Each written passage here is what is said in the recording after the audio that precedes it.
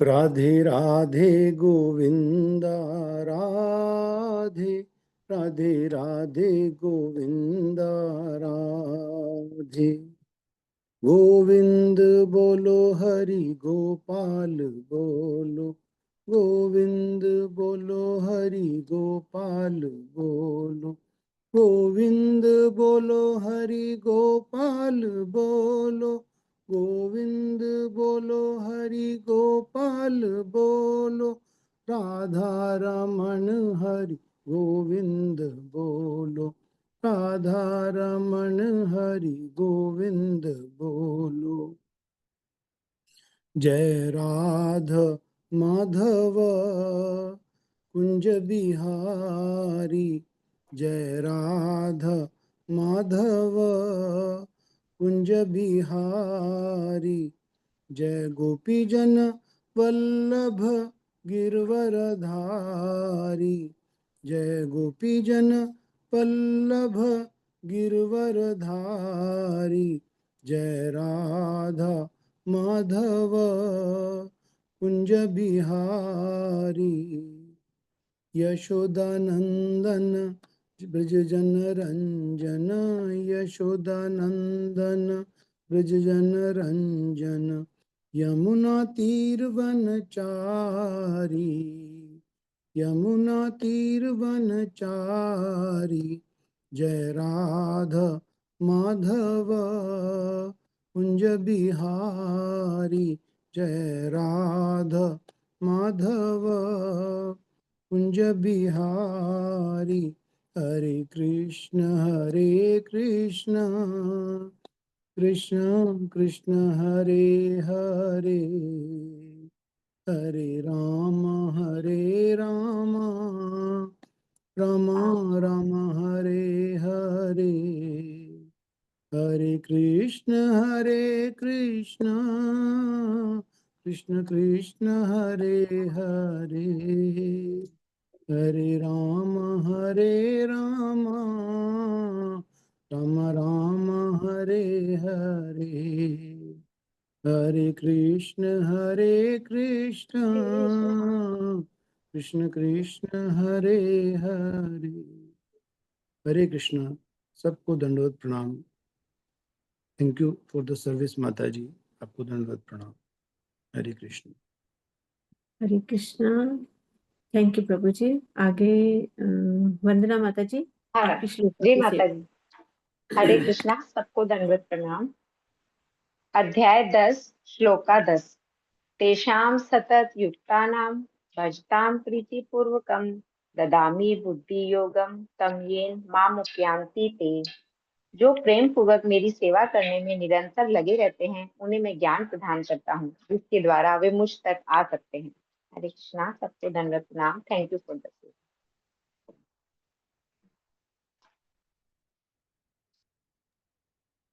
हरे कृष्णा। चंद्रा माता जी। हरे कृष्णा, सबको दंडवत प्रणाम। ओम नमो भगवते वासुदेवाय, ओम नमो भगवते वासुदेवाय, ओम नमो भगवते वासुदेवाय। नारायणं नमस्कृत्य नरं चैव नरोत्तमं, देवी सरस्वतीं व्यासं ततो जयमुदीरयेत्। नष्टप्रायेषु भद्रेषु नित्यं भागवत सेवाय, भगवते उत्तम श्लोके भक्ति भगवती नैष्टिकी। कृष्णाय वासुदेवाय देवकी नंदनाय च नंद गोप कुमाराय गोविंदाय नमो नमः। हरे कृष्णा, सबको दंडवत प्रणाम। थैंक यू फॉर द सेवा माता जी। हरे कृष्णा। दंड प्रणाम राधा माता जी। हरे कृष्णा माता जी, दंडवत प्रणाम। हरे कृष्णा, आप सबको दंडवत प्रणाम। Thank you. अब हम 6 चैप्टर के साथ कंटिन्यू करेंगे। तो नारद मुनि और व्यासदेव की बात चल रही है यहाँ पे, और नारद मुनि उनको बता रहे हैं कि कैसे वो घने जंगलों में से निकले, और कैसे उसके बाद एक ऐसा जब उन्होंने मेडिटेशन शुरू करी, तो ऐसा समय आया कि उनको कुछ देर के लिए, कुछ चंद समय के लिए उनको भगवान श्री कृष्ण के दर्शन हुए और लेकिन वो ज़्यादा देर नहीं हुए। जैसे ही वो दर्शन खत्म हुए, वो बहुत ज़्यादा परेशान हुए और उनको समझ नहीं आया कि वो ये क्या हो गया, जो अभी हुआ था, अब एकदम से क्या हो गया? और उनकी इच्छा हुई कि वो दोबारा कैसे भगवान को देख सकते हैं। तो अब हम 19th श्लोक से स्टार्ट करेंगे। दिदृक्षुस्तद् अहं भूया प्रणिधाय मनोहृदि वीक्षमाणोऽपि नापाश्यम् अवितृप्त इवातुर।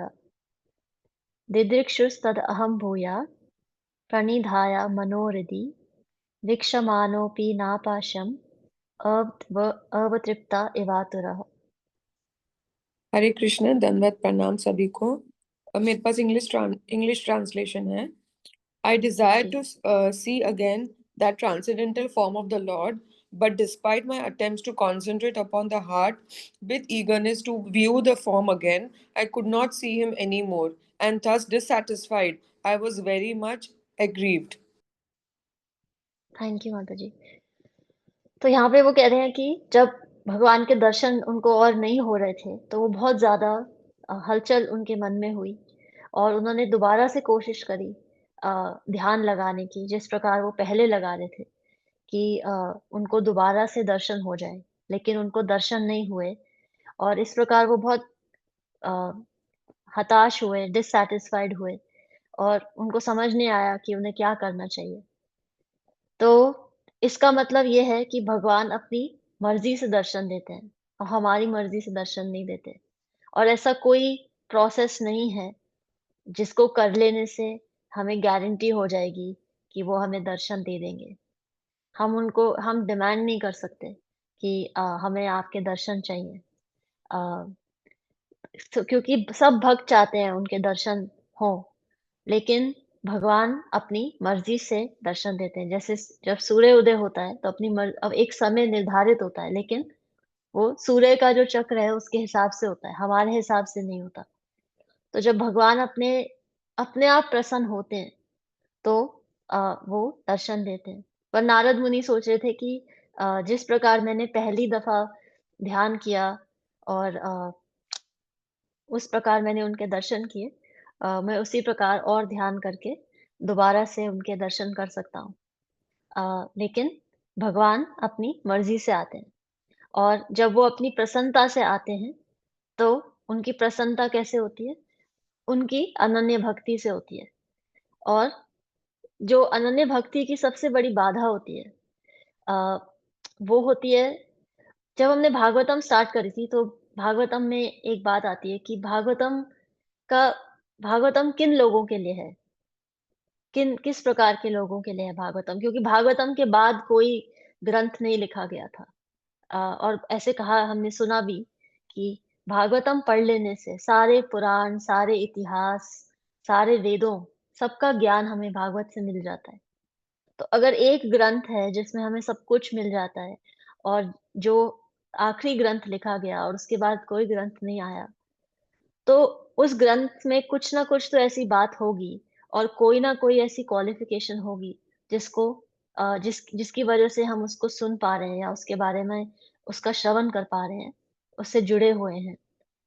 तो भागवतम एक्चुअली क्या है कि शुरू-शुरू में भागवतम के सेकंड जो श्लोक है उसमें आता है कि जब इंसान को ये रियलाइज़ेशन हो जाती है और इसीलिए कहा जाता है कि भगवद गीता जो है वो एक अंडर ग्रेजुएट स्टडी के समान है कि एक्चुअली में धर्म, अर्थ, काम, मोक्ष के बाद क्या है? ये सब कर लेने के बाद क्या है? क्योंकि अगर धर्म, अर्थ, काम, मोक्ष से हमें सैटिस्फैक्शन मिल रहा होता, तो हम यहाँ पे कोई भी एकत्रित नहीं हुआ होता आज। तो भागवतम का मतलब क्या है कि जब आपको ये रियलाइज़ेशन हो जाए जीवन में कि धर्म, अर्थ, काम, मोक्ष के ऊपर भी कुछ है और उस चीज़ को मुझे पाना है, तब भागवतम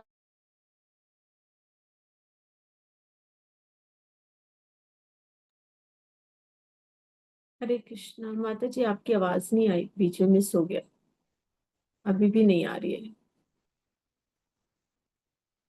हरे कृष्णा राधा माता जी। उनका स्क्रीन भी ब्लैंक हो गया है, ब्लैक हो गया पूरा स्क्रीन।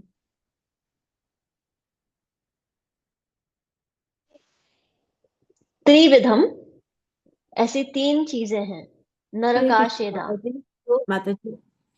माता जी थोड़ा हरे मिस हुआ कृष्ण। है, आपकी आवाज आना बंद हो गई थी। वहीं से आप शुरू कर लीजिए जहां आपने कहा ना धर्म अर्थ काम मोक्ष के ऊपर भी कुछ है, वहां से आप जी शुरू कर लीजिए। जी, ओके, थैंक यू। ओके, तो भागवतम हमें ये बता रही है कि धर्म अर्थ काम मोक्ष के ऊपर क्या है, और जब हम उसको जानने का प्रयास करते हैं या जानने के लिए जागरूक होना चाहते हैं, तो हम भागवत के दर्शन कर सकते हैं, क्योंकि भागवतम स्वयं श्री कृष्ण है। श्री कृष्ण कभी अपने आप को प्रस्तुत नहीं करते किसी के समक्ष जो उनको जानने में कोई इंटरेस्ट नहीं रखता। तो भगवान भगवत गीता में कहते हैं कि त्रिविधम नरकास्येदाम, कि तीन अ, 3 द्वार हैं, द्वारम नाशनम आत्मना, 3 द्वार हैं जो आत्मा का नाश करते हैं। और क्या है ये? कामा क्रोधा तथा लोभा। कामा क्रोधा तथा लोभा, तस्मात् एतत् त्रयम् त्यजेत। कि जब हम धर्म अर्थ काम में लगे रहते हैं, तो अगर हम रिफ्लेक्ट करें कि आफ्टर ऑल हमें धर्म अर्थ काम क्या दे रहा है, वो हमें और काम और क्रोध और लोभ दे रहा है। हमारी एक इच्छा पूरी होती है, दूसरी पहले खड़ी होती है लाइन में। पूरी क्यू बनी होती है। आजकल तो लोगों की बकेट लिस्ट होती है कि हम ये करेंगे, इस जीवन काल में हम ये प्राप्त करेंगे, यहाँ जाएंगे, इस तरह से करेंगे, यहाँ कूदेंगे, आसमान से कूदेंगे, बंजी जंपिंग करेंगे। अ, आजकल लोगों के पास इतनी लंबी लिस्ट है कि अ, कोई अंत नहीं है वो कितने जन्म ले सकते हैं उन लिस्टों को कंप्लीट करने में। तो ये जो हमारी बकेट लिस्ट बनी हुई है, उसको हमें चकिट लिस्ट बनाना है अभी। चकिट का मतलब होता है फेंक दो उसको, कूड़े कचरे में डाल दो। बकेट लिस्ट को चकिट लिस्ट बनाना है। आपकी बकेट लिस्ट का मतलब क्या है? क्या आपके काम, क्रोध, लोभ को वो और बढ़ा रही है? अगर बढ़ा रही है, तो श्रीमद् भागवतम का जो कथा का असर है, वो होएगा नहीं जीवन में। श्रीमद् भागवतम का एक्चुअल जो मतलब है, वो क्या है?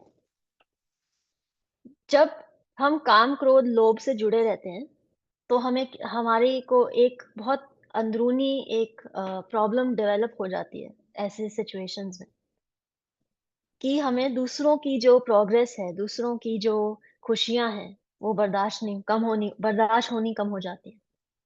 हमें लगता है कि दुनिया के सारे दुःख हमारी झोली में गिराए हैं और सारे सुख दूसरों की झोली में गिराए हैं। दूसरों के जीवन पे कृपा ज़्यादा ही दिखाई देती है। लेकिन भागवतम हमें क्या कह रही है? धर्म, अर्थ, काम के विषयों से जब आप ऊपर उठ जाओगे, तो आप अपने आप काम, क्रोध और लोभ से ऊपर उठ जाओगे। फिर किसी के जीवन में क्या हो रहा है और उनके ऊपर कितनी कृपा बरस रही है, इससे आपको कोई विशेष इंटरेस्ट नहीं होगा। लेकिन हमारा जो लाइफ साइकिल है, उसमें हम बकेट लिस्ट बनाते हैं, फिर उसको अकम्प्लिश करने के लिए सारे प्रयास करते हैं। मिल जाए तो हमारा लोभ बढ़ जाता है, और साथ लोभ तो बढ़ता ही है, इनसिक्योरिटी भी बढ़ जाती है कि अब ये हमसे ले ली कब जाएगी। और ना मिले तो हमें क्रोध आता है, फिर हम और तरीके के प्रयास करते हैं। तो हम विषय भोग में लगे रहते हैं, धर्म अर्थ काम में ही लगे रहते हैं। पर भगवान श्री कृष्ण क्या कह रहे हैं? तस्मादेतत् त्रयम् त्यजेत। तक आप नहीं करोगे, आप धर्म अर्थ काम के साइकिल से बाहर नहीं आओगे। आप जैसे हमने पहले एक बात करी थी कि हम जब सुबह उठते हैं तो हम ये रियलाइज नहीं करते कि हम संसार में हैं। हम कभी भी ये रियलाइज नहीं करते। हम अपनी ड्यूटीज, रिस्पॉन्सिबिलिटीज, हमारी क्या क्या आज के प्लान हैं, हमें क्या क्या करना है, हम उसी में स्पाइरल करते रहते हैं। हम कभी भी अपने आप से सुबह उठ के ये सवाल नहीं पूछते कि आज मैं संसार में हूँ, जिस संसार में मेरा कोई रोल भी नहीं है।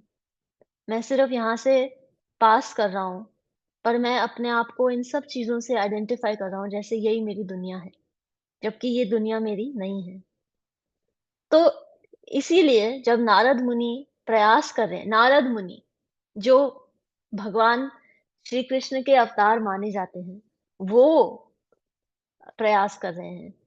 इतनी श्रद्धा से वो सब छोड़ के अपनी माता की मृत्यु के बाद भगवान के प्रति चले गए, भगवान को ढूँढने निकल गए। उनको भी दर्शन नहीं हुए प्रयास करने पे। तो अब हम नेक्स्ट श्लोक में पढ़ेंगे कि ऐसा क्यों हुआ।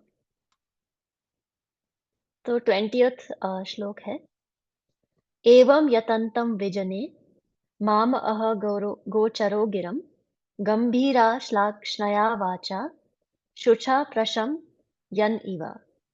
एवं यतन्तं विजने मामहागोचरो गिरां गंभीरलक्षणया वाचा शुचा प्रशम यन इव। Hare Krishna.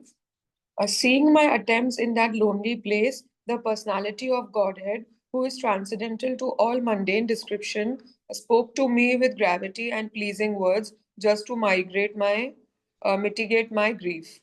Hare Krishna. Thank you माता जी। ओके, तो अब क्या यहाँ कहा जा रहा है कि जब उन्होंने निरंतर प्रयास किया, नारद मुनि ने भगवान के दर्शन करने का, तो भगवान ने उनके प्रयास को देखा और गंभीरता से बहुत अ, शांति प्रदान करने वाले शब्द उनको कहे। तो यहाँ पे कहने का मतलब है कि भगवान जब किसी से वार्तालाप करना चाहते हैं, हृदय में बैठे विराजमान परमात्मा जब किसी से वार्तालाप करना चाहते हैं, तो वो वार्तालाप भी करते हैं। तो जब वो दर्शन दे सकते हैं अपनी मर्जी से, तो वो अपनी मर्जी से वार्तालाप भी कर सकते हैं।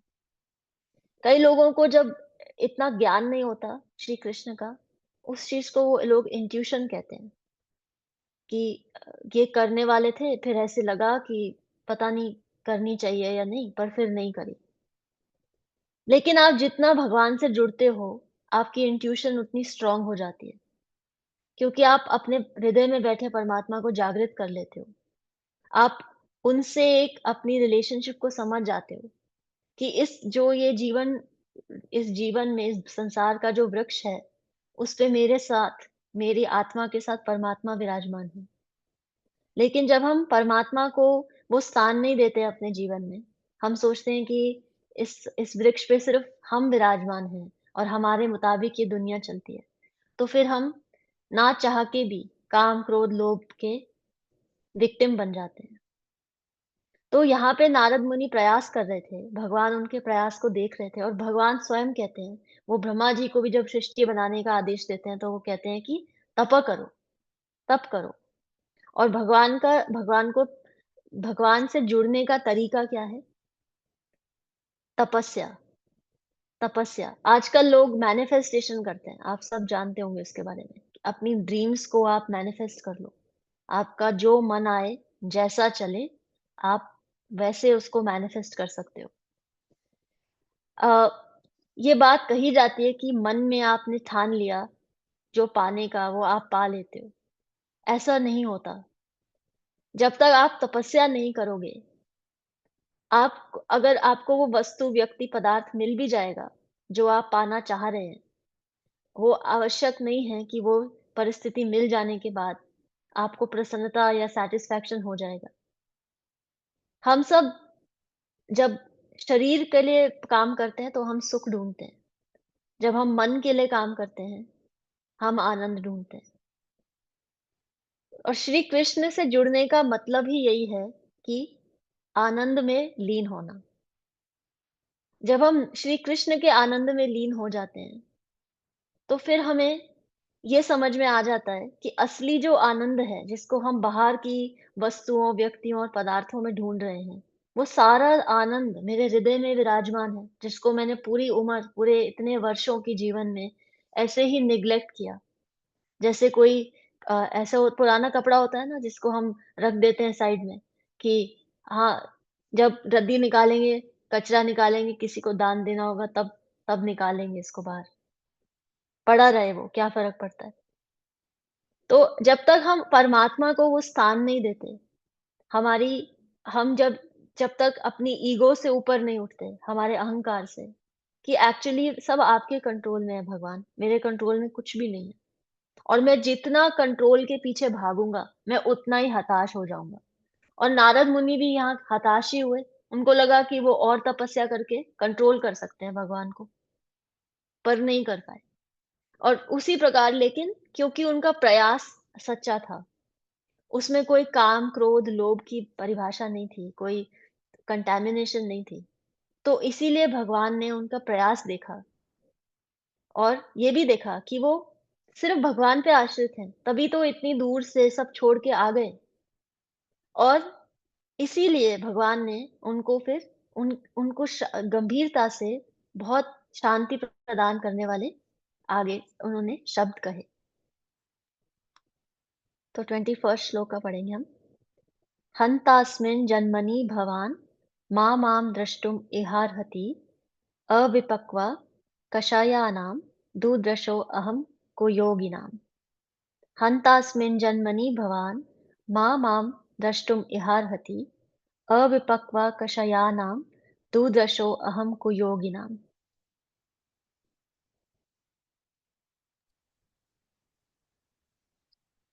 Translation. O Narada, the Lord spoke. I regret that during this lifetime you will not be able to see me anymore. Those who are incomplete in service and who are not completely free from all material taints can hardly see me. Hare Krishna. Thank you माता जी।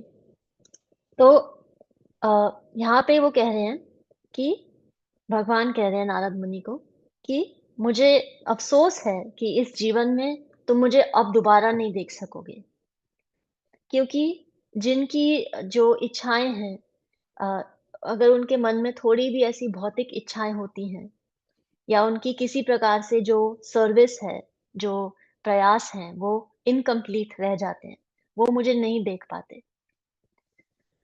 तो यहाँ पे कहने का मतलब है कि जब नारद मुनि अ, इतना प्रयास कर रहे थे, तो भगवान को लगा कि हाँ, ये प्रयासरत हैं, लेकिन अभी इनके जो प्रयास हैं, इनकी जो तपस्या है, वो कंप्लीट नहीं हुई है। तो इसीलिए उनको ये निर्देश दिया गया कि आप मैं उन लोगों को दर्शन नहीं देता या उन लोगों से वार्तालाप नहीं करता, जिनमें अभी भी भौतिक इच्छाओं की प्रगाढ़ता है, उनको भौतिक इच्छाएँ चाहिए। भगवद गीता में जब अर्जुन 10 अध्याय सुनते हैं, पहले 9 अध्याय सुनते हैं और फिर भगवान उनको अपनी सारी विभूतियाँ बताते हैं कि संतों में मैं नारद हूँ, अ, गंग नदियों में मैं गंगा हूँ, वो सब बता रहे होते हैं। तो जब अर्जुन को ये सब समझ में आ जाता है कि ये एक्चुअली मेरे कज़न हैं, पर ये एक्चुअली भगवान हैं। ये जगदीश्वर हैं, जगदानंद हैं, श्री कृष्ण हैं। तो वो एक ही श्लोक बोलते हैं। अभी तो उन्होंने विराट रूप भी नहीं देखा होता भगवान का। वो क्या बोलते हैं? परम ब्रह्मा परम धामम पवित्रम परमम भवान पुरुषम शाश्वतम दिव्यम आदि देवम अजम विभुम। वो क्या कह रहे हैं? परम ब्रह्मा परम धाम, सब परम ब्रह्म आप हो, परम धाम आप हो, पवित्रम परमम भवाम, सबसे पवित्र आप हो, परमम भवान आप हो, पुरुषम शाश्वतम दिव्यम, शाश्वतम शाश्वत पुरुष, दिव्यम पुरुष आप हो, आदि देवम अजम विभुम। तो जिसको ये रियलाइजेशन नहीं होती कि श्री कृष्ण ही सब कुछ चला रहे हैं, श्री कृष्ण के कंट्रोल में सब कुछ है, और फिर भी उनमें काम, क्रोध, लोभ चलता रहता है। भौतिक इच्छाओं की सीढ़ियाँ वो चढ़ते जाते हैं एक के बाद एक। तब तक वो भगवान के दर्शन नहीं कर सकते और भगवान की वाणी भी नहीं सुन सकते। और इसीलिए जो भागवत है, जो भक्ति हमें सिखा रही है, वो ये कह रही है कि वो तब हमें भक्ति देना स्टार्ट करती है, जब हम रजस और तामसिक गुण से ऊपर उठना चाह रहे हैं। और तमस और रजस से ऊपर उठने का मतलब क्या है? काम और लोभ से ऊपर उठना। और काम और लोभ से ऊपर उठने का मतलब क्या है? धर्म, अर्थ, काम से ऊपर उठना। जो जिस वार्तालाप के बारे में हम आज चर्चा कर रहे हैं, जो व्यासदेव और नारद मुनि के बीच हो रही है, ये बात आप सबको पता है कि नारद मुनि इस समय महाभारत लिख चुके हैं, चारों वेद बता चुके हैं। उसके बाद भी वो डिससैटिस्फाइड हैं। महाभारत में 1 लाख श्लोक हैं। श्रीमद् भागवतम में पूरे में 18,000 श्लोक है। महाभारत अकेले में 1,00,000 श्लोक हैं, जिसमें से 700 श्लोक भगवद गीता के हैं। व्यासदेव जैसे महान व्यक्ति को, जो श्री भगवान के स्वयं अवतार हैं, उनको 1,00,000 श्लोक लिखने के बाद आत्मिक शांति प्राप्त नहीं हुई, जो कि खुद स्वयं भगवान के अवतार है। क्योंकि महाभारत में धर्म अर्थ काम की बातें की गई, कहानियों की बातें की गई, और ऐसा कहा जाता है कि महाभारत में जो भी घटनाएं हुई हैं, ऐसी कोई घटना नहीं हुई महाभारत में जो इस दुनिया में ऐसी कोई घटना नहीं होती जो महाभारत में नहीं हुई हो। तो महाभारत तो कंप्लीट एक स्टोरी मानी गई, धर्म अर्थ काम से बिल्कुल युक्त है, लेकिन उसमें काम क्रोध लोभ भी बहुत है। वो सारी कहानी काम क्रोध और लोभ की है। तो व्यासदेव जो 1,00,000 श्लोक लिखने के बाद भी सेटिस्फाइड नहीं हुए, जो स्वयं भगवान के अवतार हैं, तो हम जो एक डस्ट होती है, डस्ट पार्टिकल के समान है हम व्यासदेव के सामने। तो हम कितना काम क्रोध लोभ करके, कितना धर्म अर्थ काम करके कितने सेटिस्फाइड हो जाएंगे? हम हो ही नहीं सकते। जो हृदय में हमारे कमजोरी है, वो सिर्फ श्री कृष्ण ही युक्त कर सकते हैं उसको, और कुछ इस दुनिया का युक्त नहीं कर सकता। जो सुख हम बाहर ढूंढते हैं, वो आनंद हमारे अंदर भरा हुआ है। पर दुनिया की माहौल ऐसा है, कल्चर ऐसा है कि आजकल जब हम किसी से बात करते हैं, तो हम उनके ट्रेडिशंस या उनके कल्चर से जानना ही नहीं चाहते।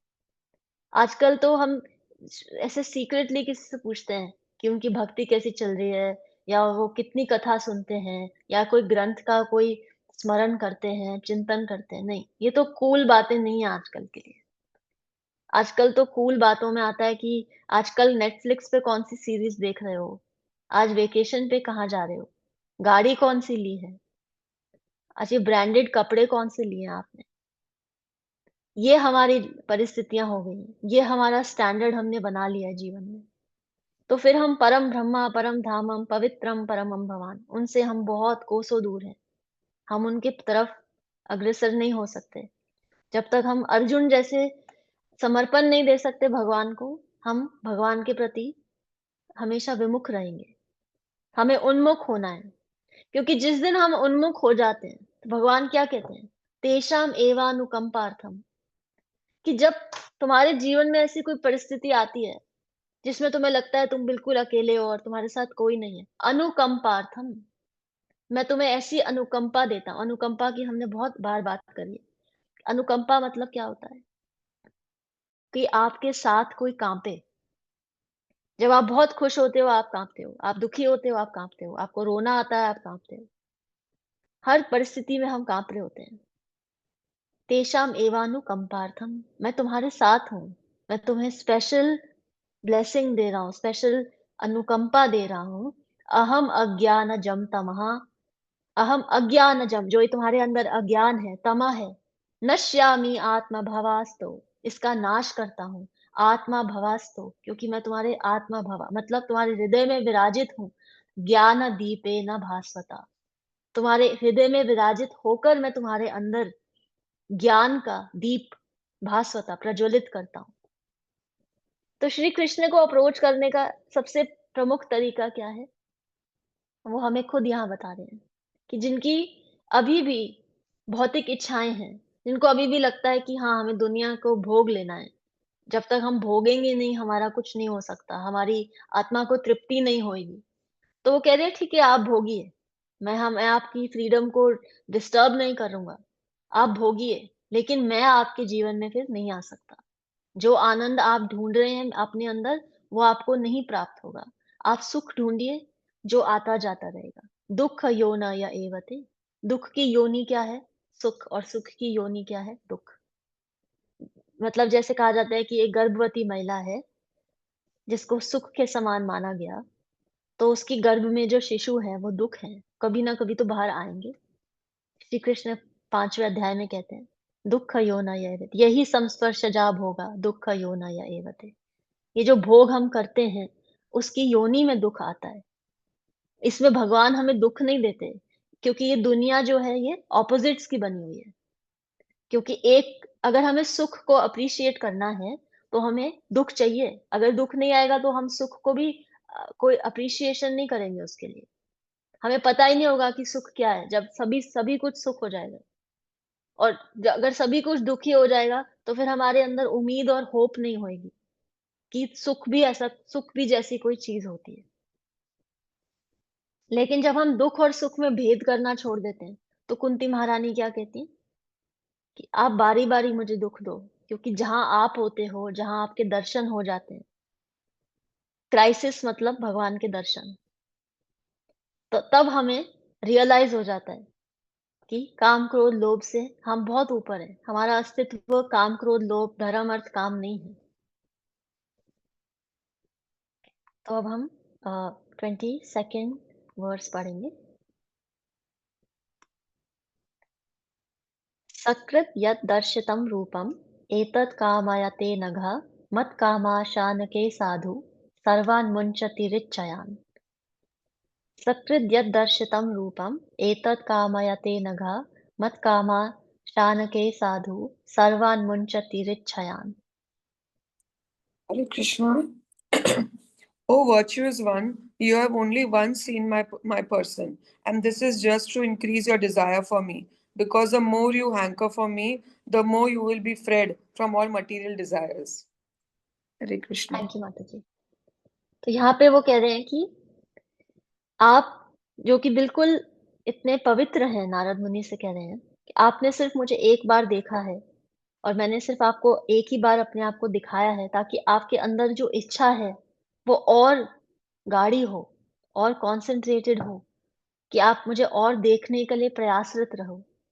क्योंकि जितना आप प्रयास करोगे, मेरे मेरे को पाने का जितना प्रयास करोगे, उतना प्रयास आप भौतिक इच्छाओं के लिए कम करोगे। तो ऐसा क्या होता है कि इसमें डिफरेंस क्या है कि इच्छाएं हम सबके अंदर होती हैं, लेकिन जब हम भौतिक इच्छाएं के पीछे जाते हैं तो हम उनके पीछे जाते हैं और उनको पा लेते हैं। उसको पा लेते हैं तो फिर हमारे अंदर लोभ आ जाता है, तो फिर हम और इच्छा करते हैं। लेकिन भगवान की क्या, जब हम भौतिक इच्छाओं में क्या होता है, कोई ऐसे एंड पॉइंट नहीं होता। कोई ऐसे नहीं हुआ कि आज हम सब मिल गया, अब हम सैटिस्फाइड, अब जीवन में हमें कोई इच्छा नहीं। ऐसा नहीं होता। वो इच्छा बढ़ती जाती है और कभी उसका कोई एंड पॉइंट नहीं आता। लेकिन इसके ऑपोजिट क्या है कि जितना हम भगवान को देखने का प्रयास करना चाहते हैं, जितने हम आतुर हैं उनसे मिलने के लिए, जितना उस नंद नंदन से खेलना चाहते हैं, जितना उनको खाना खिलाना चाहते हैं, जितना उनको हम प्यार करना चाहते हैं, उसका कोई अंत नहीं है। लेकिन उसमें सैटिस्फैक्शन ही सैटिस्फैक्शन है। नंद नंदन जो हैं, श्री गोपाल जो हैं, वो यशोदा माई के इतने लाडले हैं। श्री नाथद्वारा में, जहाँ उनको, जो उदयपुर में मंदिर है उनका, वहां पे एक भोग लगाया जाता है उनको, श्रम भोग। 8 भोग लगते हैं उधर, उसमें से 3 बार उनको श्रम भोग लगाया जाता है। श्रम मतलब जब सुबह उठते हैं, उठने से पहले, दीपक दिखाने से पहले उनको दूध और लड्डू खिलाया जाता है कि छोटे बेबी उठ गए हैं, इनको लाड लड़ाइए। फिर जब वो तैयार हो जाते हैं, मुकुट धारण कर लेते हैं, अपने वस्त्र धारण कर लेते हैं, तो वो थक जाते हैं तैयार होते होते, तो श्रम भोग लगाया जाता है कि थक गया हूं मैं तैयार हो के। तो ये जो प्यार वो लेना चाह रहे हैं हमसे, वो हमसे ही लेना चाह रहे हैं। सारे नियम जो मंदिरों के होते हैं वो क्यों होते हैं? ताकि कोई ऐसा भक्त आए जिसके लिए नियम तोड़ना पड़े, कोई ऐसा प्रेमी आए, ऐसा पुकारने वाला आए कि श्री कृष्ण भी नियम तोड़ दे। तो जब तक वो नियम तोड़ने वाले हम नहीं बनेंगे, ऐसे को जिसको जिसको सिर्फ 4 वस्त्र, 4 आभूषण, 4 एक मुकुट धारण करके जो थक जाता है, उसको कितना लाड चाहिए, उसको कितना प्यार चाहिए। सोचो उसकी डाइट क्या है। 10 थाली भर के भी लाड दे देंगे तो कम पड़ेगा, और दिन में 3 बार ऐसे लाड लड़ाते हैं वो। 3 बार थक जाते हैं तैयार तैयार होके, मुकुट धारण करके, कि मुझे प्यार करो, मेरी आवश्यकता है ये। तो इसीलिए यहाँ पे हमें बारी बारी भागवतम क्या याद दिला रही है कि जितना उसको लाड लड़ाओ उतना कम है, कोई अंत नहीं है। पर जितना लड़ाओगे, जितना प्यार करोगे, उतना हृदय तुम्हारा खुलता जाएगा और भरता जाएगा उस प्यार से।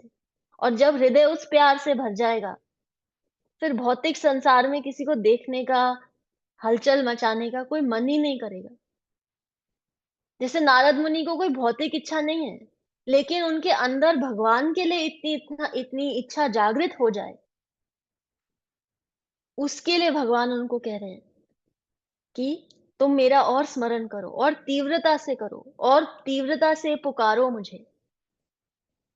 सारे जो सीमाएं हैं प्यार की, उनको भूल जाओ, क्योंकि मैं सिर्फ प्यार का बना हूं और मैं प्यार का भूखा हूं।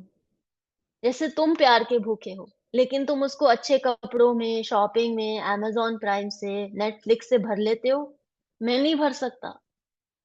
मेरे को प्यार सिर्फ तुमसे ही मिलेगा, और जब तुम मुझे देना शुरू करोगे तो तुम्हें भी मेरे से मिलेगा। फिर कोई Amazon और कोई नेटफ्लिक्स याद नहीं आएगा। फिर बकेट लिस्ट तो बनाने का भी मन नहीं करेगा। ऐसे लगेगा कि ठाकुर जी की सेवा करते रहे तो सारी बाल्टियां भर जाए, ऐसी इतनी बकेट लिस्ट बन सकती है उनकी सेवा में। तो इसीलिए भागवतम हमें बारी बारी ये रिमाइंडर देती है कि काम, क्रोध, लोभ से ऊपर उठो, नहीं तो संसार की चक्र में फंसते जाओगे। और जब जो संसार चक्र में फंस जाता है, उसको श्री कृष्ण मिलने थोड़े दुर्लभ हो जाते हैं। और वो नेक्स्ट वर्स में बताएंगे कि ऐसा भगवान की भक्ति में और भौतिक इच्छाओं के पीछे भागने में क्या डिफरेंस होता है। इसके बारे में हम कल चर्चा करेंगे। So thank you. Hare Krishna. आप सबको दंडवत प्रणाम। कोई आपके प्रश्न हो तो प्लीज बताइए।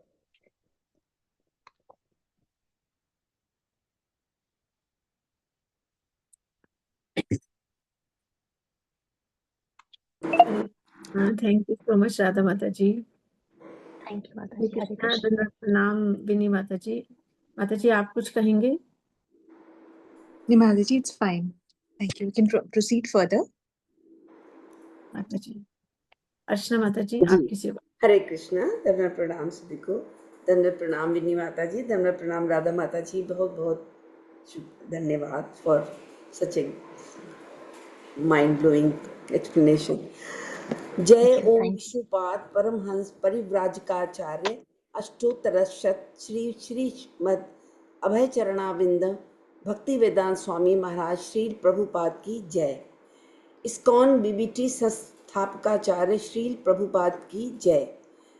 जय ओम विष्णुपाद परमहंस परिव्राजकाचार्य अष्टोत्तरशत श्री श्रीमद कृष्ण कृपा श्री मूर्ति भक्ति सिद्धांत सरस्वती ठाकुर प्रभुपाद की जय।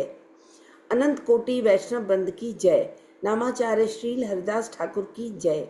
श्री रूप सनातन भट्ट रघुनाथ, श्री जीव गोपाल भट्ट दास रघुनाथ, सत गोस्वामी प्रभुगण की जय। प्रेम से कहो श्री कृष्ण चैतन्य प्रभु नित्यानंद, श्री अद्वैत गदाधर श्री वासादि गौर भक्तवृंद की जय।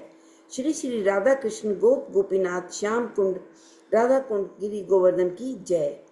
श्री वृंदावन धाम की जय। श्री नवदीप धाम की जय। पुरुषोत्तम क्षेत्र की पुरुषोत्तम क्षेत्र श्री जगन्नाथपुरी धाम की जय। गंगा देवी की जय। यमुना देवी की जय। श्रीमती तुलसी महारानी की जय। श्रीमती भक्ति देवी की जय। हरिनाम संकीर्तन की जय। संवेद भक्त वृंद की जय। गौर प्रेमानंदे हरि हरि बोल। All glories to the assembled devotees, Hare Krishna. All glories to Shri Guru and Gauranga, Hare Krishna.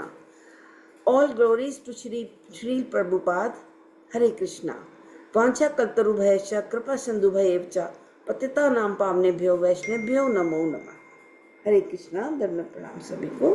Hare Krishna, Dandavat Pranam. Thank you. Thank you for the beautiful services. Thank you for the lovely explanation. Let's all join our hands and pray to Krishna and seek his blessing so that we can all become sincere devotees and do our chanting offenselessly. Hare Krishna. Let's all join our hands and pray to Krishna and seek his blessings to bless all those who are suffering from any kind of ailments, any kind of stress, anxiety, challenges, tragedies, or grievances to recover faster so that we can all serve the lotus feet of Krishna with our true hearts and complete sincerity. Hare Krishna. Let's all join our hands and pray to Krishna and seek his blessings for the strength that we need for our spiritual growth. Hare Krishna, Krishna Krishna, Hare Hare, Hare Rama, Rama Rama, Hare Hare. Also, let's join our hands and sincerely pray for all those, our loved ones especially, who wish to be in Krishna consciousness, who wish to follow the correct path of life, but somehow or the other are not being able to. Let's all pray for them so they can also understand the purpose of human life. Hare Krishna, Krishna Krishna, Hare Hare, Hare Rama, Rama Rama, Hare Hare. Hare Krishna, Dandavat Pranam. Thank you so much for your presence and your participation. Krishna willingly, we will meet tomorrow. Have a beautiful Sunday with your loved ones. Hare Krishna. Hare Krishna Thank you. दंडवत प्रणाम माताजी, हरे दंडवत कृष्ण, प्रणाम। आप सबको दंडवत Hare प्रणाम। Krishna, Dandavat Hare Pranam. Krishna माता जी दंडवत प्रणाम। Dandavat Pranam. हरे कृष्णा रेणी माता हरे जी कृष्णा दंडवत दंडवत प्रणाम। प्रणाम हरे कृष्णा माताजी, राधा माता दंडवत जी प्रणाम। दंडवत दंडवत प्रणाम। प्रणाम। सबको दंडवत प्रणाम। माता जी हरे दंडवत कृष्ण। प्रणाम। दंड प्रणाम माता जी, दंड प्रणाम। ये जो ऐसे हम लोग प्रणाम बोलते हैं ना लास्ट में, ये बहुत इंपॉर्टेंट और बहुत बेनिफिशियल है हमारी स्पिरिचुअल लाइफ में। जब हम वैष्णवों को प्रणाम करते हैं और वैष्णवों से प्रणाम रिसीव करते हैं, ये बहुत बहुत बेनिफिशियल होता है। आपको पता है हम लोग हैं कौन, मतलब हमारी फिलॉसफी क्या है? हम लोग हैं कौन? हम लोग, हाँ जी माता जी, नित्य कृष्ण दास। एब्सोल्युटली, हम लोग नित्य कृष्ण दास हैं और ब्रह्म माधव गौड़ीय संप्रदाय है। कोई पूछे ना क्या फॉलो कर रहे हो, ब्रह्म माधव गौड़ीय संप्रदाय है, नित्य कृष्ण दास है। और हमारी फिलॉसफी क्या है? अचिंत्य भेदा भेद, मतलब हमारे में भगवान वाली क्वालिटीज हैं भी और बहुत कम है, इसलिए नहीं भी है। ऐसे मतलब हम द्वितीय हैं, हम एक हैं, हम भगवान से एक हैं, हम भगवान से सेपरेट हैं, ये सब कुछ नहीं। अचिंत्य भेदा भेद कि हम एक बूंद हैं, वो सागर है, इस तरीके से। ठीक है, तो हम कौन है? ब्रह्म माधव गौड़ीय संप्रदाय से हैं। होता है संप्रदाय, 4 संप्रदाय, हम ब्रह्मा वाले जो संप्रदाय है उसको फॉलो करते हैं। और फिर हमारी फिलॉसफी क्या है? अचिंत्य भेदा भेद। ये 2 चीज याद रखिए, कभी भी कोई पूछ लेना क्या कर रहे हो, कैसे, ये कर रहे हैं। ठीक है, Hare Krishna, thank you so much. We will Hare meet. Krishna माता जी दंडवत प्रणाम। धन प्रमाता जी, हम कल मिलते हैं। हरे कृष्ण। धन प्रमिता माता जी, हरे कृष्ण। सो आई एंड द सेशन।